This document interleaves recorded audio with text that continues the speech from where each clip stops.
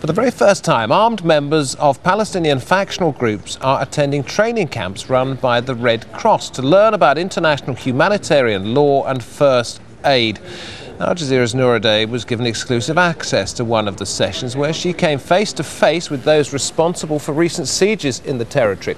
And here she reveals some of the truths about the men behind the fighters' masks. It's not a class on guerrilla warfare. These Palestinian fighters are actually attending a training session on international humanitarian law conducted by the International Committee of the Red Cross. We are here to present the letter of the law. It's up to the individual to follow it. Al Jazeera was given exclusive access to one of these three-day training courses somewhere in Gaza. For security reasons, we cannot disclose the affiliation of the attendees, but ICRC confirms all armed wings of Palestinian factions, without exception, have requested to take part. We'd like these armed guys to understand the civilian population, the target, the military targets that they can attack and the ones that they cannot attack. The fighters questioned their lecturer, absorbing what sometimes was surprising new information, learning that the armed resistance they engage in is a right the law guarantees them. Most interesting, one of the fighters told me, was finding out there are rules to warfare and situations of armed conflict. I have rights, one exclaimed. Who knew? We got to know the worth of a human being.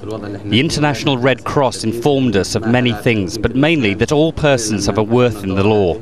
The ICRC says these courses are intended to change attitudes and behavior by giving the fighters something they didn't have before: knowledge of the applicable humanitarian law.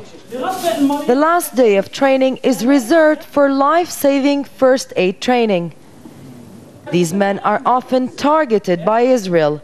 Most of them have been injured before, so when it came to practice, they were very enthusiastic. It's important for the fighter to have the knowledge to save his life if he's injured until the ambulance arrives.